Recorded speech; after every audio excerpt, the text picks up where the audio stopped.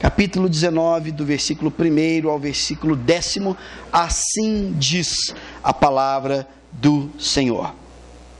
Jesus entrou em Jericó e estava atravessando a cidade.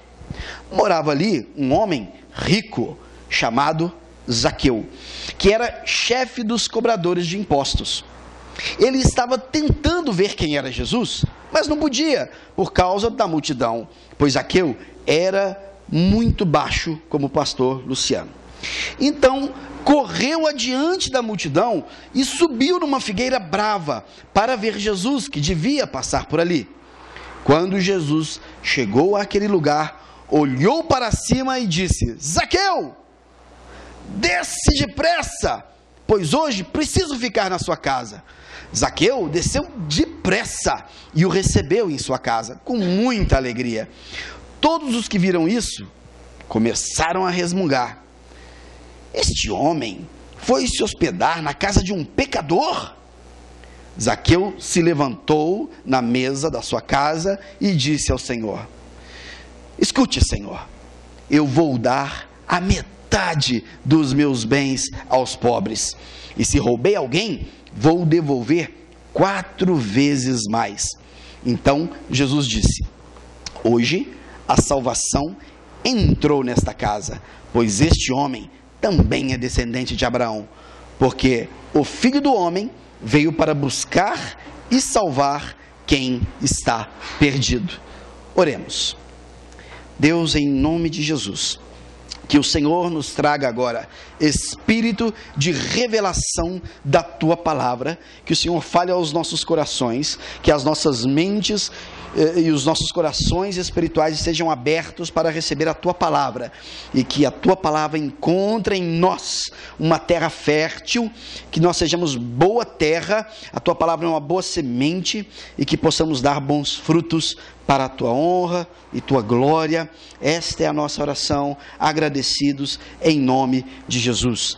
Esta é uma das muitas histórias de que aconteceu com Jesus. No Evangelho de João, quando João termina a biografia de Jesus Cristo, ele chega a dizer o seguinte: muitas outras coisas fez Jesus, e se eu fosse relatar todas elas, não caberia nem em todos os livros na face da terra. Jesus fez um monte de coisa, mas aqui algumas coisas foram relatadas, e esse evento, talvez um evento corriqueiro, Jesus passando por uma cidade, ele passava por tantas cidades, mas dentre as muitas vilas, as muitas cidades, as muitas pessoas com as quais ele teve a oportunidade de cruzar e de conversar, e nas muitas casas que ele almoçou, nessa casa, nesse momento, para essa vida, aprove a Deus que inspirasse o biógrafo a registrar esse momento. Por que esse momento foi registrado? O que Zaqueu tinha de tão especial? E eu fico assim, maravilhado, que apesar de ser um trecho muito curto, nós temos aqui apenas 10 versículos, mas apesar disso, a história, ela é contada com riqueza de detalhes. Diz que Jesus passava por uma cidade chamada Jericó.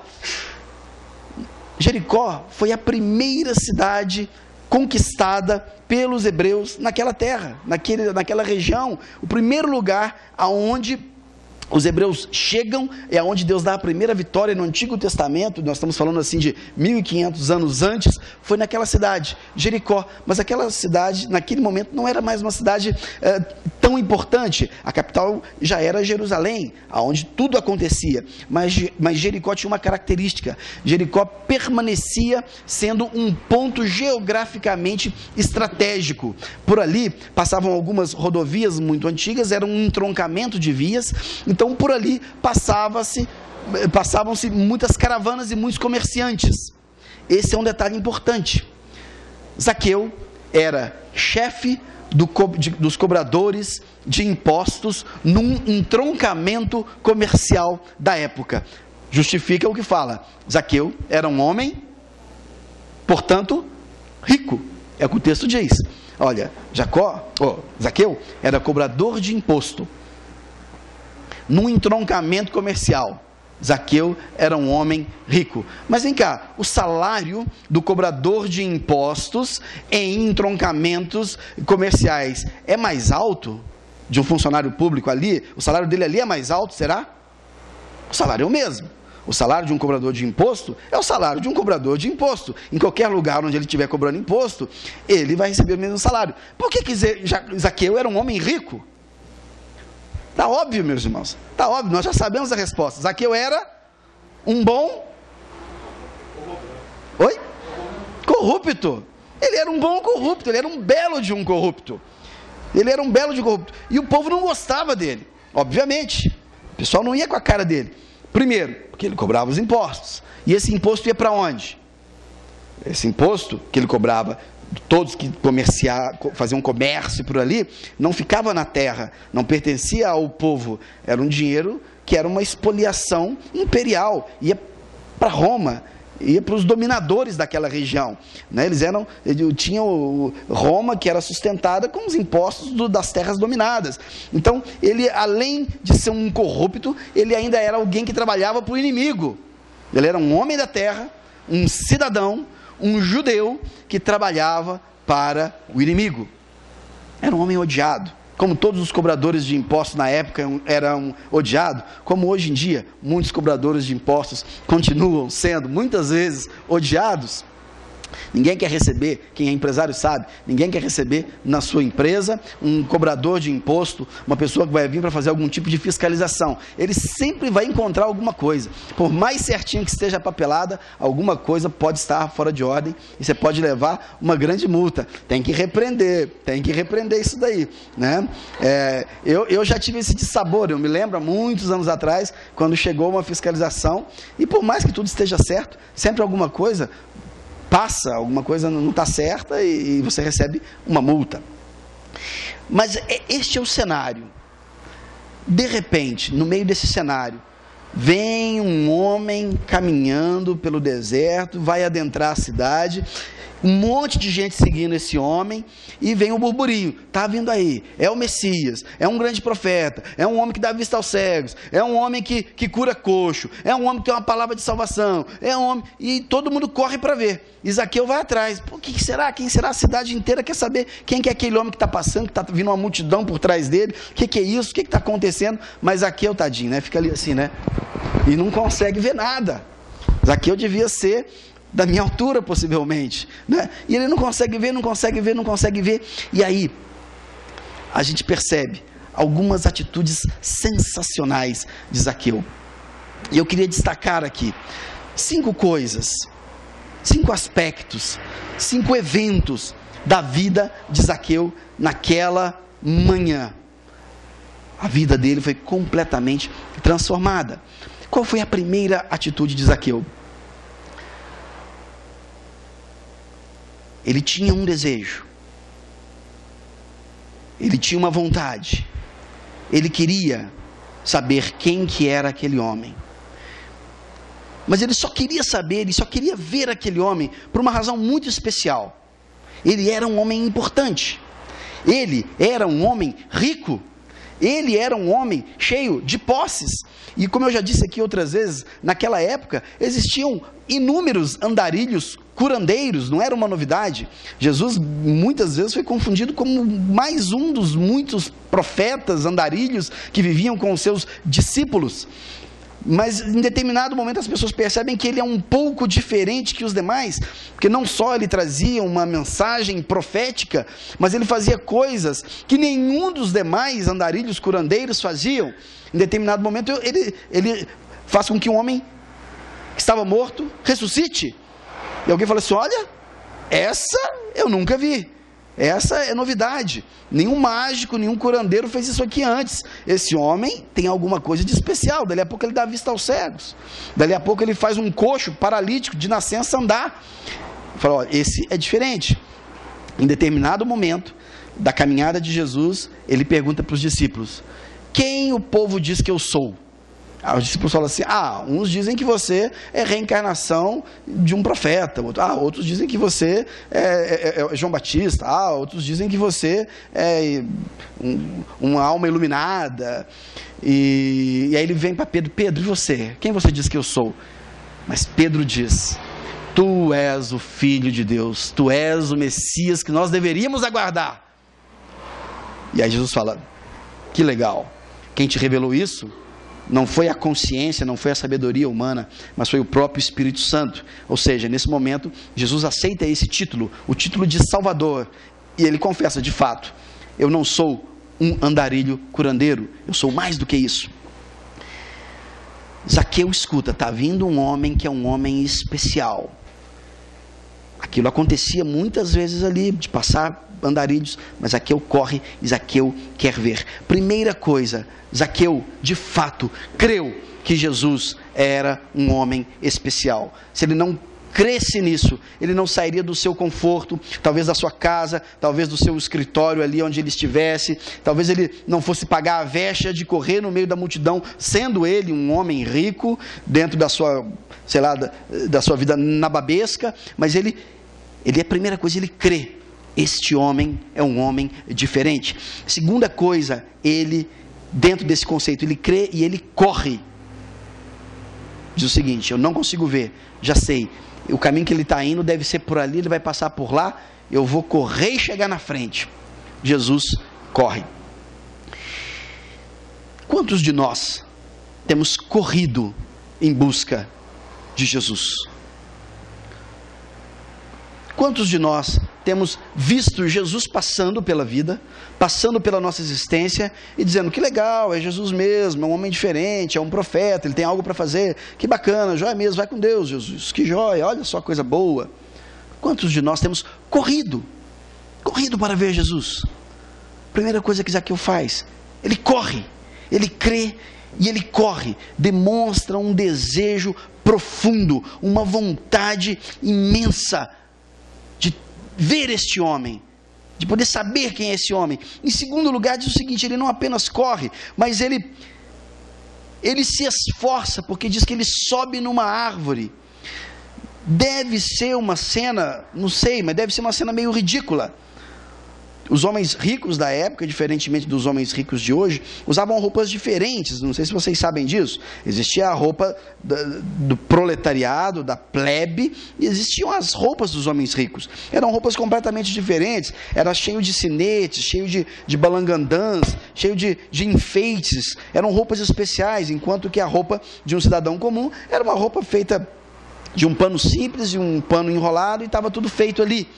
E ele, com aquela sua roupa, uma roupa certamente cara, porque ele era um homem rico, e eu não duvido que talvez ele tenha pedido ajuda para alguém, mas de fato ele pode ter danificado a sua roupa, ele pode ter estragado aquela roupa bela de homem rico, para subir numa figueira brava.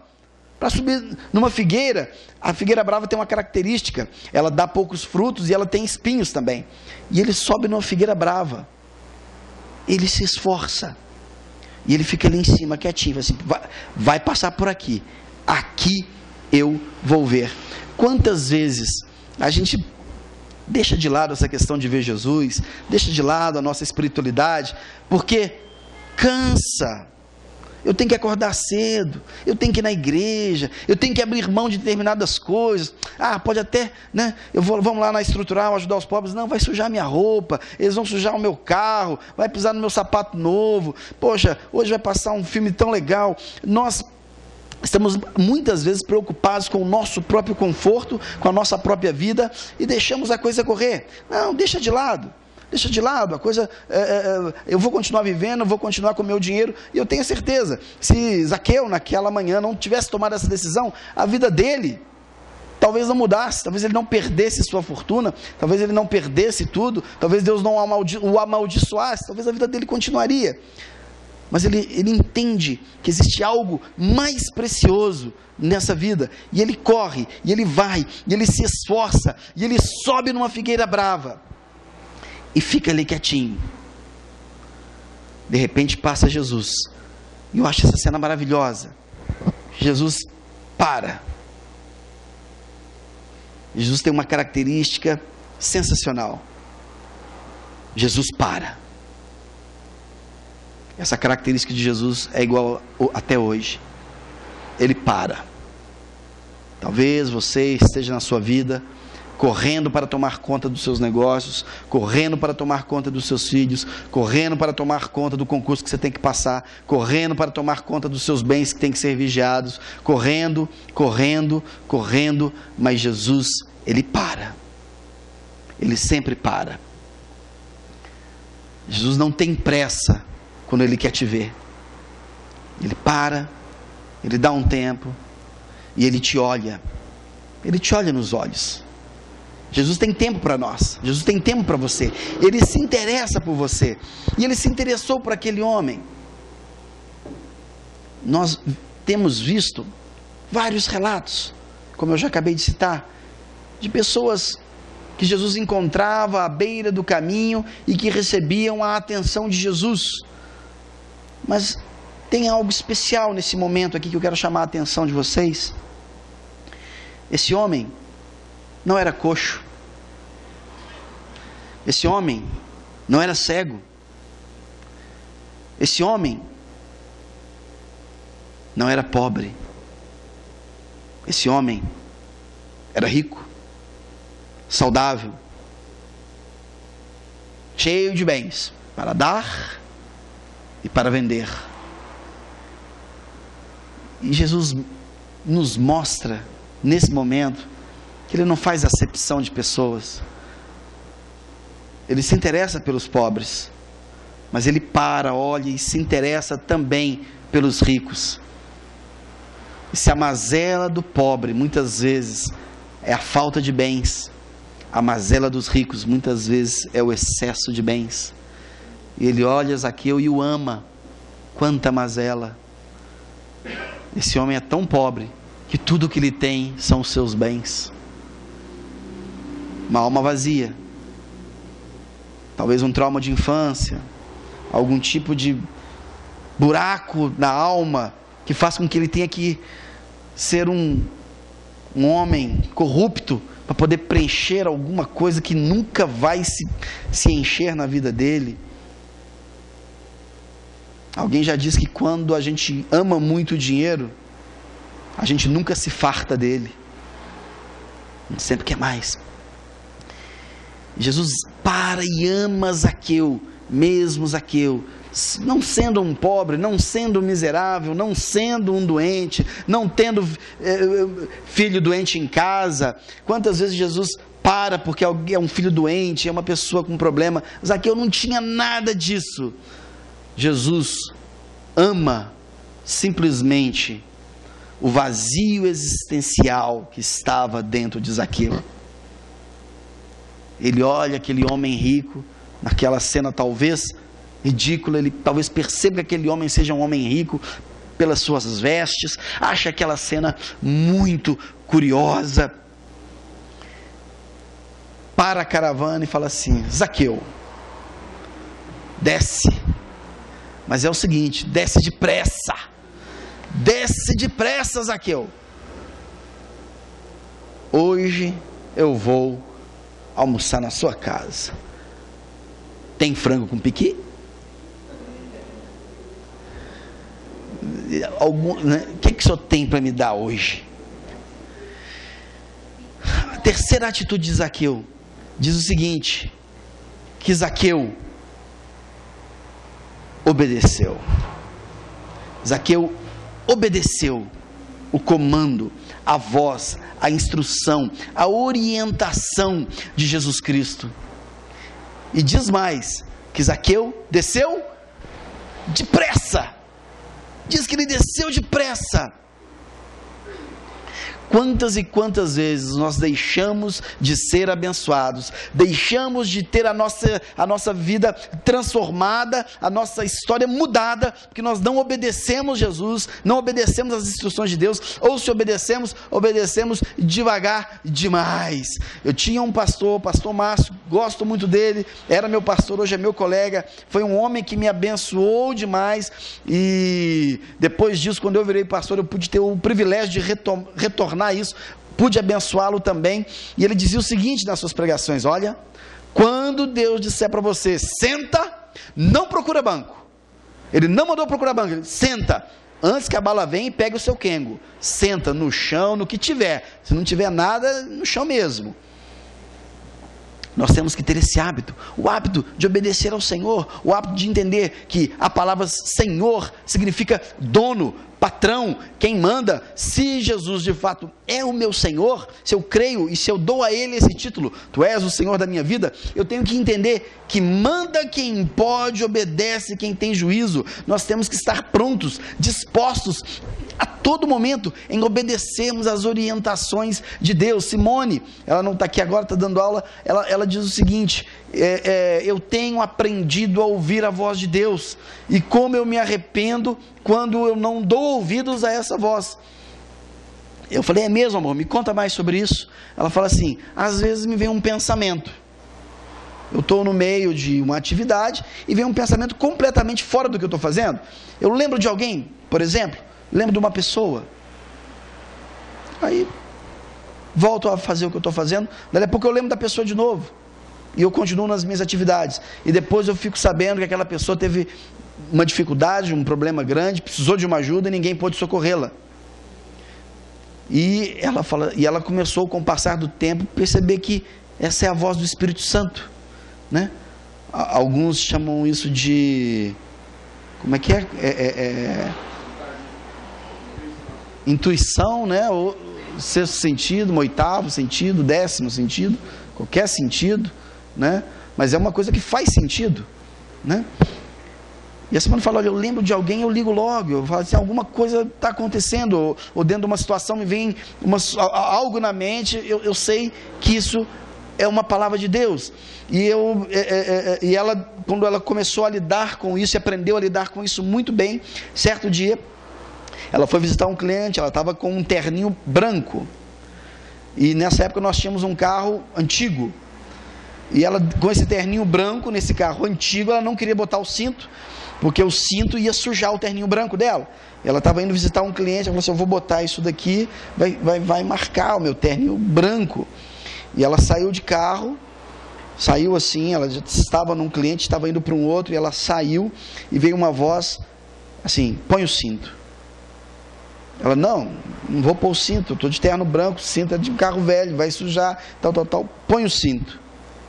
Ela: não vou pôr o cinto, porque, né? E ela disse que ela estava discutindo, meio que discutindo com ela mesma, mas ela estava discutindo com o Espírito Santo de Deus. Põe o cinto.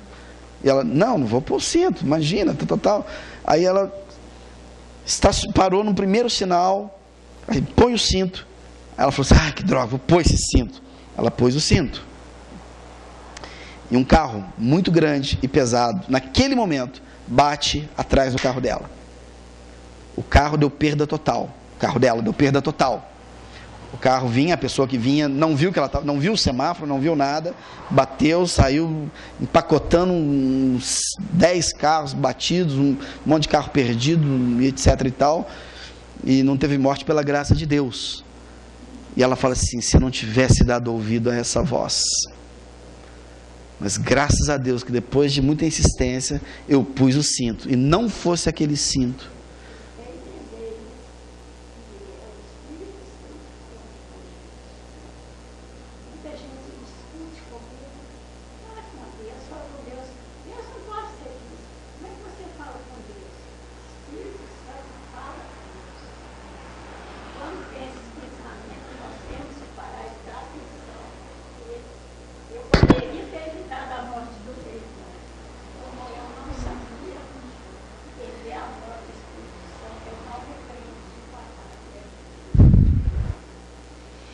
quantas vezes a gente, no meio da madrugada, às vezes é despertado e lembra de alguém, é o Espírito Santo falando com você.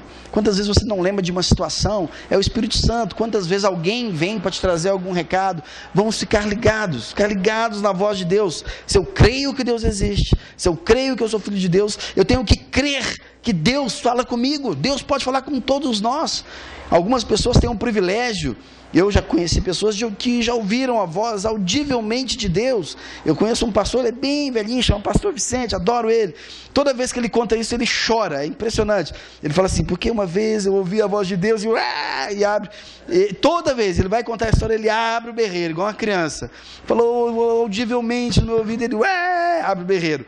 Tão emocionado que ele fica até hoje. Ele ouviu a voz de Deus uma vez, e às vezes Deus fala por meio de um sermão como esse, com você. Às vezes Deus fala numa leitura da Bíblia, às vezes o Espírito fala no seu coração. além de ouvir a voz de Deus, desejarmos ouvi-la, Deus existe, nós temos que fazer como Zaqueu. Zaqueu, desce depressa, hoje eu vou almoçar com você. Obedeça a voz de Deus. Zaqueu desceu depressa. Eu fico imaginando a alegria desse baixinho. Como eu queria estar no lugar dele. Não, baixinho eu sou. Nessa área eu estou no lugar dele. Mas como eu queria estar no lugar dele há 2000 anos atrás. Eu não sei vocês, mas se eu tivesse uma máquina do tempo, olha, meu maior desejo seria, eu não precisava nem conversar, eu ia ficar só do lado quietinho, só ouvindo Jesus, caminhando com ele. Devia ser algo sensacional. Zaqueu está ali, na casa dele, suponho que uma bela casa, suponho que uma bela refeição, suponho que Zaqueu estava oferecendo o seu melhor para aquele andarilho, certamente sujo, com roupas sujas, que teve que se lavar antes para poder sentar ali. E no meio daquela festa, no meio daquela refeição maravilhosa, os criados, todo mundo ali, um monte de gente fora, o burburinho todo, Zaqueu levanta e faz o seguinte: escute, Senhor. Jesus não pediu nada para Zaqueu, Jesus não falou nada para Zaqueu, mas Zaqueu espontaneamente fala assim: escute, Senhor, eu vou dar a metade dos meus bens aos pobres, e se roubei alguém, vou devolver 4 vezes mais. Uai, se roubei, por que essa segunda parte? Se você não roubou ninguém, nem isso você ia dizer, mas se você disse é porque tem boi na linha, obviamente. E se roubei, caso tenha roubado alguém, óbvio, né? Eu vou devolver 4 vezes mais. Jesus não pediu nada dele. Mas Jesus é assim. Quando a gente deixa Jesus entrar na nossa casa, quando a gente deixa Jesus entrar na nossa vida. Tem essa música do Zaqueu, né? Entra na minha casa, entra na minha vida, mexe com minha estrutura, sara todas as feridas, me ensina a ter santidade, quero amar somente a ti, não mais ao dinheiro, porque você é o meu bem maior. Faz um milagre em mim. O milagre era o quê? O milagre era falar assim: olha, não faz sentido eu viver uma vida de furtos, de roubos, de enganos e de tendo bens às custas do meu semelhante não ter bem algum. E quando Jesus entra na nossa casa, quando Ele entra na nossa vida, Ele de fato mexe com a nossa estrutura. Não tem jeito, ninguém fica impune, ninguém consegue ficar sem reação diante da ação de Jesus Cristo. Por isso que muita gente foge de igreja. Fala assim: vamos lá, não quero saber de Deus, não quero. Por quê? Porque eu não quero me comprometer, eu não quero ter que mudar o meu estilo de vida, eu não quero mudar as coisas que eu faço, eu não quero ter que, eu sei que se eu me aproximar da luz, a sujeira vai ficar mais aparente. Se eu me aproximar da luz que é Deus, vai ficar mais clara a sujeira da minha vida. Eu quero ficar longe da luz, eu quero ficar no escuro, fazendo tudo o que eu já faço, do jeito que eu faço, que eu não quero mudar. Eu não quero Jesus entrando na minha vida, eu não quero mudança, eu quero a distância dessa luz. Ele é a luz e Ele vai denunciar os meus erros, e eu serei o primeiro a enxergar os meus próprios erros. E naquele momento, sem Jesus falar nada, a luz dentro da casa de Zaqueu, e Zaqueu se enxerga. A luz o ilumina existencialmente, e ele fala: Senhor, eu quero mudar a minha estrutura existencial, e eu vou dar a metade dos meus bens. Mas eu não estou te pedindo isso, Zaqueu, eu não estou te pedindo isso, mas eu vou fazer, porque eu sei que os meus bens não são propriamente meus. Quantas vezes coisas que nós temos não são nossas?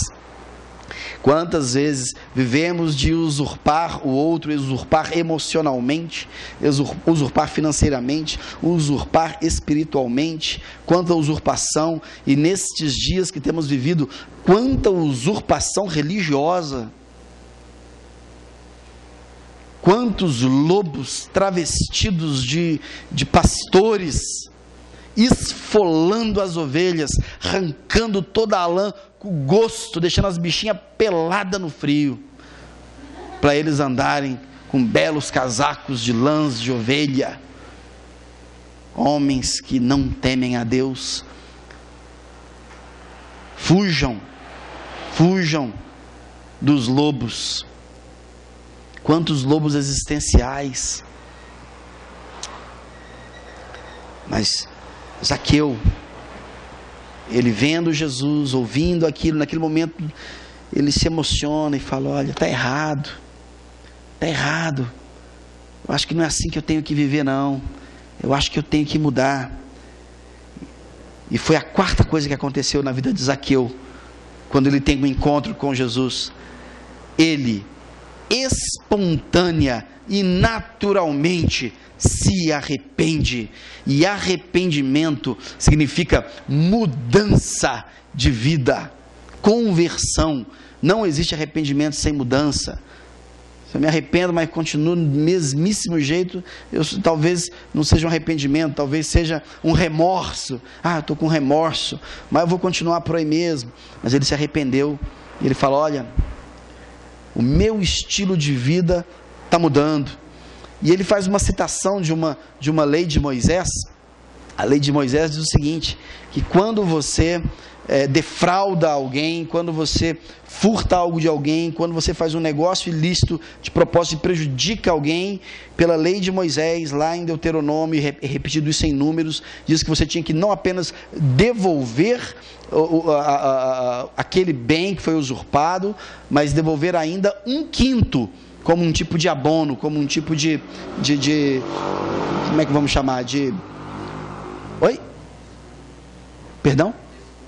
Um pedido de desculpas, né? Você ainda devolvia 1/5. E Zaqueu vai além e fala: olha, eu não vou seguir a lei de Deus, eu não vou devolver o que eu roubei mais 1/5 como um bônus.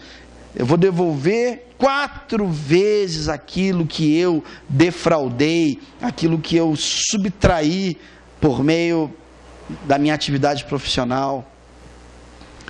Ele se arrependeu. E o arrependimento de Zaqueu, ou seja, a sua atitude de falar assim: eu quero mudar de vida, fez com que Jesus soltasse uma frase, que é o penúltimo versículo. Então Jesus disse: hoje a salvação entrou nessa casa. Hoje a salvação entrou nesta casa. A salvação, nesse caso, não está sendo representada pelos bens que estão sendo doados, não é isso. Por acaso ele era um homem rico, e por acaso ele era rico às custas de fraudes. Mas quando Jesus disse: hoje a salvação entrou nesta casa, ele diz isso por quê? Porque houve arrependimento. Zaqueu devolveu os bens para as pessoas de quem ele tinha roubado ou não? Também não sei.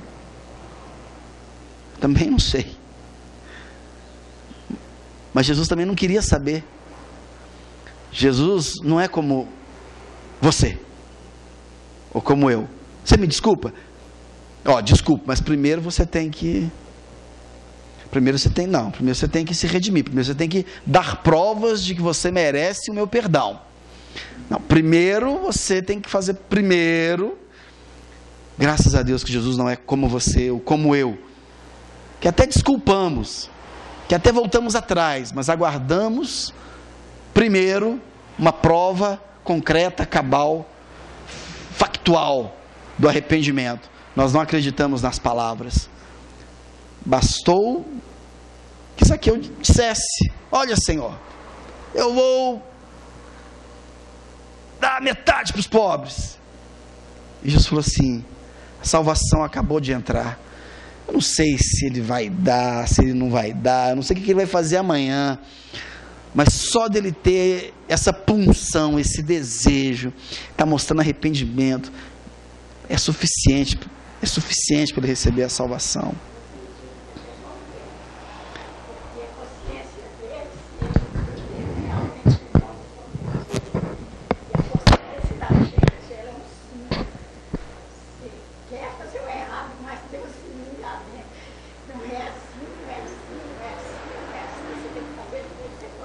É isso mesmo. Irmão, se eu tivesse que votar, marcar um X, sim ou não, eu marcaria no sim. Eu também acho que houve realmente salvação. Mas a gente não tem uma prova disso. A gente vai inferir isso, né? É uma opinião nossa. A gente não diz se ele devolveu ou não. Mas eu marcaria no sim também. Eu seria do seu time. Eu acho que sim. Mas o fato é que Jesus acredita nas suas boas intenções. Deus acredita no seu desejo. E Ele está a fim de te salvar, apesar de não saber exatamente o que você vai fazer com as suas boas intenções. Eu me lembro que logo que eu me converti, eu era um menino que eu não tinha nada a perder. Porque eu não tinha nada. Então eu não tinha o que perder. Eu só tinha o que ganhar. Eu era um órfão, sem pai, sem mãe, sem um emprego que não me dava um dinheiro direito, sem saber o que ia acontecer da minha vida. A minha vida era uma grande interrogação, e a grande chance é que nada de interessante acontecesse na minha vida. Eu conversava com o Bill. Cadê o Bill? O Bill tá aproveitando. Ontem ele fez aniversário, né? Hoje está... não, o aniversário dele é hoje, então ele está dormindo. Tá certo, né? Diz a Bíblia que você tem que dormir até tarde no dia do seu aniversário, mesmo que seja domingo. E o Bill falava assim para mim: Luciano, olha, eu sou o improvável. O Bill, graças a Deus, todo mundo sabe, ele está gozando hoje de um momento de boa prosperidade financeira, né? Cada domingo ele vem com um carro, né? Vem de Miura, vem de SP2, vem de Mercedes, vem de tudo aí, né? Todo feliz, né? Todo feliz. E eu fico feliz por ele, porque eu acompanho há 20 anos, e hoje eu sou o pastor dele, e sou confidente, ele me confidencia, e graças a Deus eu percebo que o coração dele não está nas coisas que Deus nos dá, mas está no Deus que dá as coisas. Então o coração dele está em Deus. Eu falo: é isso aí, Deus, pode encher esse aí de bens, porque ele não vai trocar os bens pelo Senhor. E ele falava o seguinte: Luciano, eu sou improvável, considerando o meu background cultural, social, considerando de onde eu saí, era para eu estar morando de aluguel num subúrbio muito longe. E ele fala: eu estou morando num apartamento que é meu, e eu estou morando num lugar legal, e os meus clientes são pessoas muito importantes em Brasília, são embaixadores, juízes, e gostam de mim, e eu tenho esses carros. E ele fala assim: isso não tem lógica, isso não poderia ter acontecido assim, Luciano, isso é Deus. Eu falo assim: continue pensando assim por muitos anos, e você continuará sendo muito abençoado. Deus o tem abençoado. Eu sou filho do improvável também, e de repente eu entrego a minha vida para Deus, e a minha vida passa por uma transformação muito grande, e naquele momento eu falo assim: Deus, eu fiz igual Zaqueu, né? Jesus passou pela vida de Zaqueu, mudou a vida de Zaqueu. Zaqueu fez uma promessa, e Jesus passou pela minha vida, e eu falei: isso é maravilhoso demais. Jesus entrou na minha casa, mexeu com a minha estrutura, e eu falei assim: Deus, eu entrego a minha vida para o Senhor. Eu quero ser um pastor ou um missionário. A minha vida é sua, faça dela o que o Senhor quiser. Passam-se os anos, as coisas melhoram, começa a ganhar dinheiro, e eu falo: que negócio de pastor, papo, aquilo ali é paixão juvenil, não tem nada a ver. Até que um dia Deus veio a mim e falou assim: Luciano, você se esqueceu? Eu falei: do quê? Pai, nós não tínhamos um acordo? Te abençoei e tal. Eu falei: qual Deus? Você não falou que ia ser pastor? Estou esperando. Falei: Deus, eu esqueci. Aí falou assim: você esqueceu? Eu sei que você esqueceu, mas eu não esqueci. Eu não te pedi isso. Eu não te pedi. Você quis. Estou esperando. E aí, naquele dia eu aprendi um versículo que está na Bíblia: não voteis. Não voteis. Mas se votardes, cumpra. Nossa, eu falei: Deus, mas eu não tenho como voltar atrás, eu não quero mais. Eu quero curtir a vida, agora eu estou bem, agora eu estou sensacional, eu quero curtir todas as raves, os shows de rock, eu quero me esbaldar, tá bom demais. A vida de Zaqueu estava boa demais, vocês podem ter muita certeza disso. Mas quando Jesus nos toca, muda a nossa consciência existencial. E como diz o apóstolo Paulo, aquilo que a gente considera lucro, a gente passa a considerar perda, e o que a gente considera perda, a gente passa a considerar lucro. Eu dou graças a Deus, eu tenho certeza que Zaqueu não passou a viver uma vida miserável. Ele tinha muito dinheiro, e mesmo obedecendo a promessa que ele mesmo espontaneamente fez a Jesus Cristo, ele continuou sendo homem abastado. E eu dou graças a Deus que mesmo eu, cumprindo a promessa que eu fiz a Deus em determinado momento, e que ele teve que soar muito para ele poder fazer com que eu viesse cumprir a minha própria promessa com ele, eu ainda sendo um pastor, tenho uma vida fabulosa, uma vida sensacional. E aqueles que me conhecem na intimidade sabem que graças a Deus eu sei muito bem curtir a vida. Curtir a vida é uma coisa que Deus quer que a gente faça, mas hoje eu tenho tido o privilégio de ajudar o outro, de ajudar o próximo. E aquela atitude de Zaqueu, espontânea, fez com que Jesus dissesse: hoje a salvação entrou nesta casa. Qual é a atitude que você tem que ter na sua vida para que a salvação seja constante no seu crescimento existencial, na sua caminhada? A salvação ela é diária, a salvação ela é constante, a salvação é uma estrada. A salvação ela não vai acontecer só na outra existência. A salvação começa aqui, porque aqui mesmo Deus começa a nos salvar de nós mesmos. A primeira grande salvação que Deus te dá é quando Deus começa a te salvar de você mesmo. Porque a maioria esmagadora dos seus problemas são consequências dos seus próprios atos. Muitas coisas na sua vida que talvez te seja uma dor de cabeça, não todas, mas muitas coisas na sua vida que talvez te seja uma dor de cabeça, seja a consequência de alguma coisa, alguma decisão tomada impensadamente. Deus, Ele primeiro nos salva de nós mesmos, de uma inconsciente autofagia existencial, na qual a gente quantas vezes escolhe caminhos que nos levam para a dor e para a morte, e não para a alegria e para a salvação.